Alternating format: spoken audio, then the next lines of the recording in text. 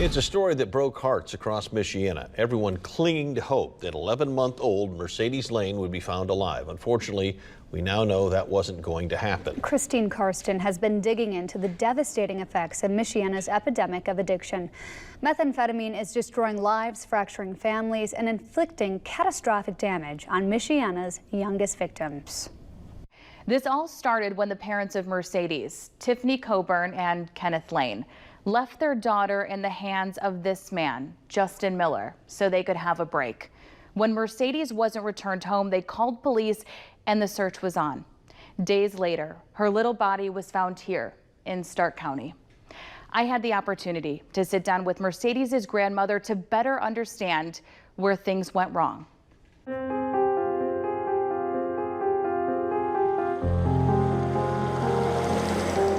It was here in Hamlet where Tiffany Coburn was born and raised. She was really good in school. She went to Oregon Davis and seemed to really like it. As a child, she was energetic, fun-loving. She never wanted to do anything but read and write. Tiffany's mom, Angela Owen, says as a kid she couldn't even get her to take Tylenol. But 6 or 7 years ago, that all changed. She went from that to getting with some people that she shouldn't have been with, and things turned wrong. Angela says methamphetamine is Tiffany's drug of choice, and you could always tell when she was using. She distanced herself when she's using. She doesn't call that much. She doesn't check in. She's a total different person when she's using. How easy is it to buy meth? Fairly easy.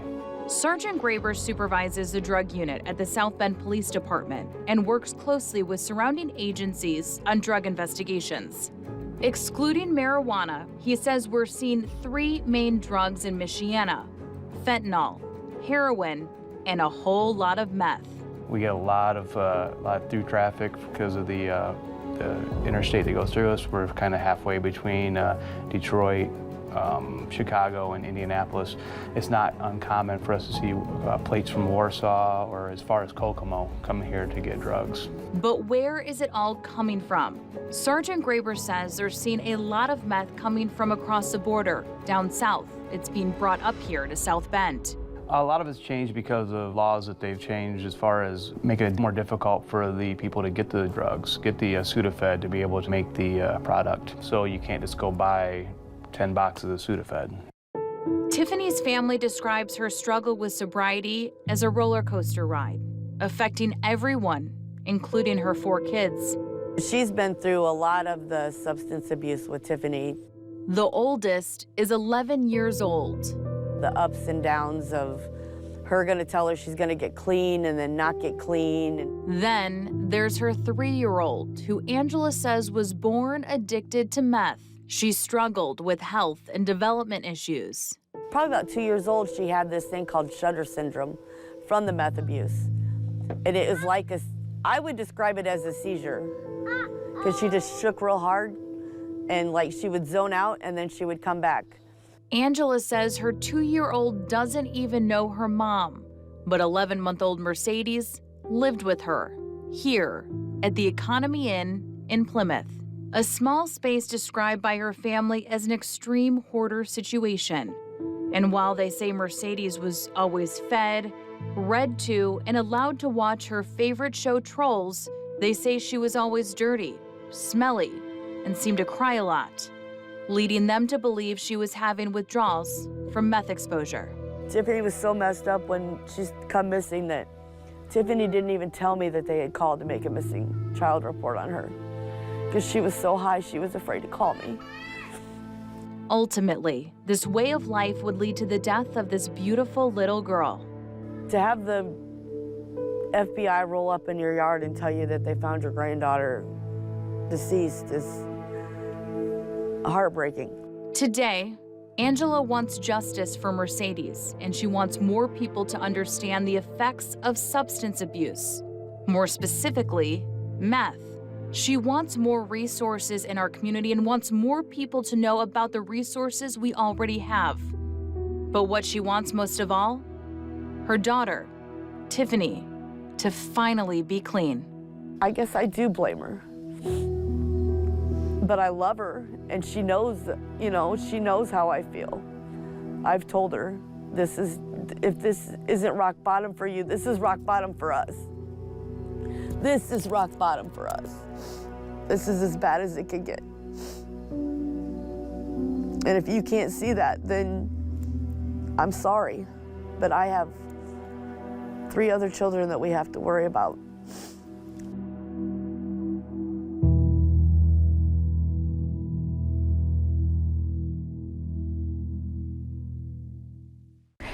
So have a look at that number at the bottom of your screen. If you know anyone who's struggling with addiction, please call that number and get them the help that they need. So what's next for Tiffany's 3 kids? Well, Angela has already adopted her 3-year-old and is looking into adopting her 11-year-old. The 2-year-old is being cared for by family. Now, a lot of questions remain when it comes to addiction. One of them, how can a parent choose drugs over their kids? Coming up in part 2 of Addiction and Michiana's Youngest Victims, I talked to 2 recovering addicts, one a mom, the other a former meth dealer, to get answers to questions like that and really understand when addiction no longer becomes a choice. Fentanyl, heroin, and meth are some of the top drugs circulating in our community right now, and they're easy to get. In a special report, Addiction and Michiana's Youngest Victims, Christine Karsten is giving us a deeper understanding of what addiction really looks like. So what makes drugs so appealing? What keeps bringing you back? How do you get to that point where you're choosing drugs over your kids? To better understand, I sat down with 2 recovering addicts, one a mom, the other a former meth dealer. Drugs, they spark curiosity. There are so many different kinds. They come in all shapes and sizes and have different effects on your body. I felt like Superwoman. I could stay up for days. I could do anything. Like, I was able to manage a house, a relationship, a job. I was still going to school. Like, it gives you the illusion that you're perfect. Anissa Berkey only had to try meth once and she was hooked. In fact, she liked it so much she started making it and selling it. Why would I go spend my money when I could make it and earn money? The demand was so crazy. You realize that addiction does not discriminate. Like, I have supplied doctors, lawyers, parents, teachers. When Molly Rowe was introduced to a form of meth called crank, she had lost the most important person in her life, her grandmother, and was looking for something to numb the pain. No thought in my mind that this probably isn't a good idea. So we smoked it off of foil. We did it. I was awake for 2 weeks, and then from then on, that was it. Hooked after just one time. And then within 2 weeks, I was doing it every day. But what could go wrong? Turns out, just about everything. Within 8 months, I had no money, no apartment. My son was living with my mom. I was fully addicted to drugs. I wanted to kill myself because I didn't want to be in that life anymore. That's when Molly got clean. Within 30 days, she got pregnant with her daughter and was clean until she was about 2 months old. I fell right back into meth. And this time, it came on stronger than it did the first time. There's been times where we've supplied people with stuff for free just to keep them going. Here, take this. It's okay. Don't worry about it. Just keep coming back. Because as long as you're coming back, I'm safe. Molly says her addiction was so strong, she started stealing from her family. It's not right by any means, but I didn't know another way because I needed that. My body and my mind needed that drug so bad that I didn't know how not to go without it. What started as a choice quickly turned into a nightmare. Addiction lies to you in your own voice. So the thoughts that are in your head and they're saying, you can't live without me. You can't survive without this. You're nothing without drugs. There were so many times where I would be sitting on the bathroom floor with drugs in my hand, crying, like, I don't want to do this anymore, but I have to. I was literally going through life like in a fog. Like, I didn't have any feelings. I couldn't get happy. I couldn't get sad. I couldn't get nothing. It had made me so numb that I could literally just walk through life and not care about a thing. Molly was so miserable that if dying meant she could finally get out, she was okay with that. It breaks my heart. Because how selfish is that? I have kids. I have a family. Sorry. It's not that I didn't love my kids or my family. It's by no means that I didn't think that they were worth it, because if anything, I thought they were better off without me, because I couldn't be healthy, because I couldn't say no to the drugs and yes to them. Anissa felt the same way. I remember just feeling so trapped, like, this is life now. Like, I don't know how to get out. Is there a way out? Jail or death were my only options in my mind back then. Turns out, jail and the rehab programs offered inside is what got both of them clean. And today, sobriety remains their #1 priority. Anissa has been clean for 12 years. Molly has been clean for 3.5. But with recovery brings a whole lot of clarity. So was I really functioning as someone that was supportive and someone that was there? No. I was physically there, and that's great, I guess. They could see me, but I wasn't mentally there at all. And guilt. Do you sit here and think, I made the substance that is responsible for not providing that child the care that they need? Yeah. Yeah. If you or someone you know is struggling with addiction, please check out this number that's at the bottom of your screen right now. One of the things Anissa says she wished happened was for someone to say, "What's going on with you? How can I help? You seem a little bit off." You could be that person for someone today. I want to thank these brave women for having the courage to speak out about their experience with the hope of helping at least one person or even saving a life. And coming up tomorrow, in my final series piece, another child directly affected by substance abuse. I talked to a 14-year-old who lost his dad to an overdose, what he and other members of our community are doing to educate others and finally break this cycle. Substance abuse is an epidemic in Michiana, affecting people from all walks of life. And tonight in her special report, Addiction and Michiana's Youngest Victims, Christine Karsten takes a closer look at how kids are directly impacted. Addiction is more complex than we may think. What starts as a "I'm just going to do it one time" quickly and unexpectedly turns into a constant inner battle that ultimately affects everyone around us. But is there a way to stop it? I sat down with two individuals who say they're going to try. One, a former addict, the other, a teen who is now growing up without his father. He was going to do his one last time, and he went up and sat on this tree, and it had fentanyl in it, and it was way more than he thought. And he overdosed. 14-year-old Gabriel Sikowski says his dad, Brandon, had been in and out of prison his whole life. But it was 4 years ago when he finally realized he was struggling with something. I didn't really understand much at the time. I just knew, oh no, that's bad, and how long is he going to be gone for?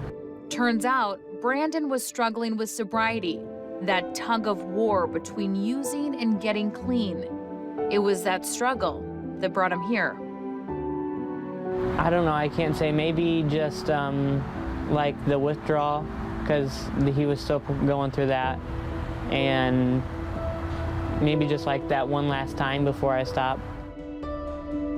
Brandon was supposed to check into rehab 3 hours later. This time, it was supposed to work. He never made it. Our overdose numbers are increasing at rapid rates.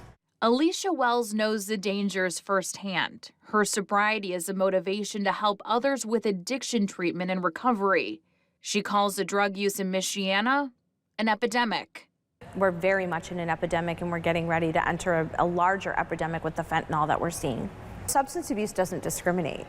Many people of all walks of life are using substances to cope with mental health issues, mental health crises, just daily life. But we are seeing the drugs being used from as young as 5th grade all the way up into geriatric years. She says now is a time to speak out as a community, saying enough is enough. This is not a case of being a snitch. If you see something, say something. These are our children. They need to be protected. And when there was no joke when they say it takes a village to raise a child. It takes a village to save children too. And we need to be more responsible, and we need to be transparent in the things that we're seeing and not afraid of what other people are gonna think, because it's not about that.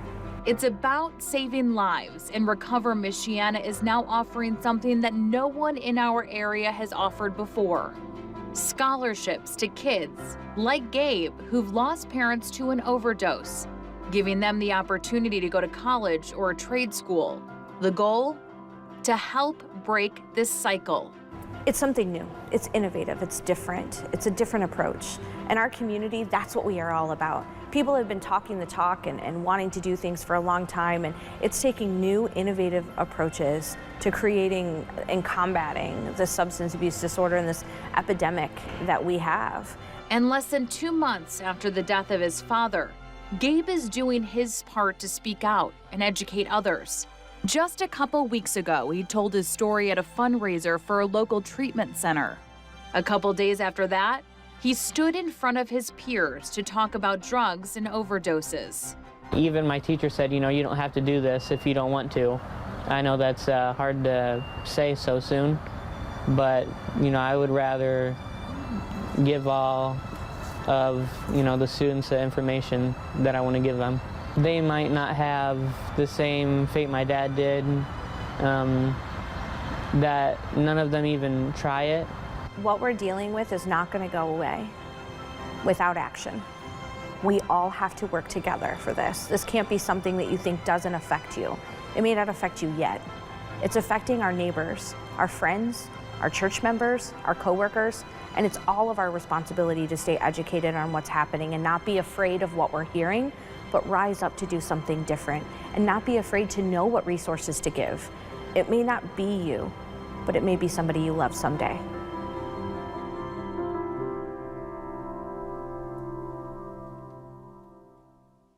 Gabe says he's willing to push through the pain to continue to tell his story whenever asked. And Alicia, who's walking in recovery herself, says she's open to helping anyone who asks for it. Her number is on your screen right now. If you or someone you know is struggling with addiction, please give her a call.